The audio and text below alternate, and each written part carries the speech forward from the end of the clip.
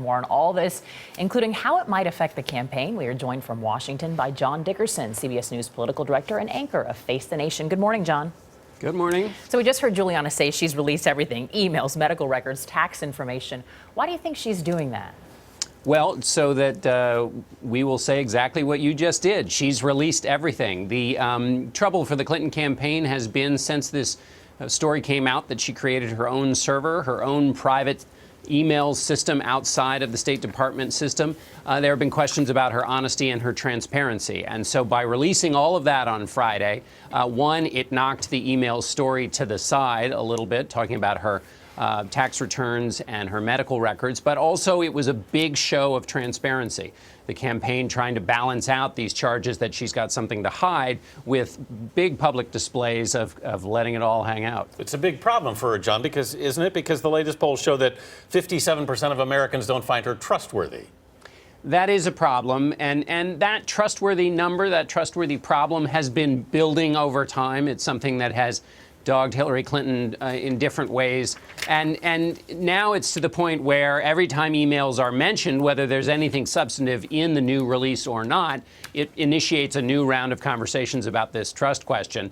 And also it creates a situation in which the campaign has to respond. And every time they respond, it's a new test. In other words, are they being forthcoming? Are they being transparent?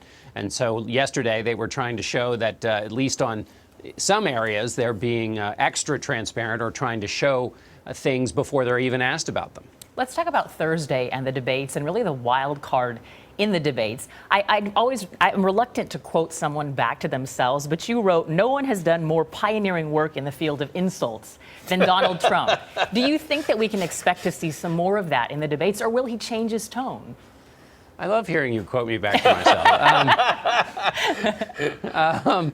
It's better than the usual insults. I think the question for Donald Trump is, does he go in with what has brought him to the dance, which is to say what makes him so popular, which is that he doesn't follow the niceties of campaigning as they used to be defined. He sort of tells it like it is. I hear that phrase all the time from voters. So that's what people like about him on the big stage. Why not just go with what's leading to the popularity that has him at the top of the polls? On the other hand, when I've been talking to strategists for other campaigns that are competing against Trump, they think he's going to come and be kind of a choir boy so that people will say, gee, we've heard these things in the press about how he's bombastic, but he seemed like a nice enough guy there. And so that he ends up getting a lot of coverage for kind of playing against type. So this is the great mystery, one of them anyway, going into the debate. If you're one of those other candidates, though, John, at this point, I mean, you've had a pretty hard time getting heard over Mr. Trump. So what are they going to do here to try to grab some attention at this debate, or can they, given what's happened?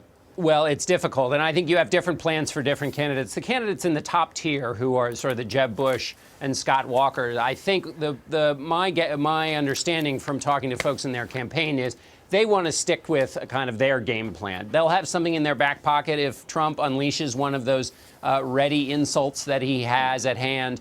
But their main job is to talk to the camera for 90 seconds or so and explain to people why they should be president, hoping that people kind of connect in that moment where a lot of people will be tuning in, or it'll get chopped up and sent out through social media. For the lesser candidates, or I should say the ones further down in the polls, there is a theory perhaps that they might get themselves into the news cycle by taking on Trump.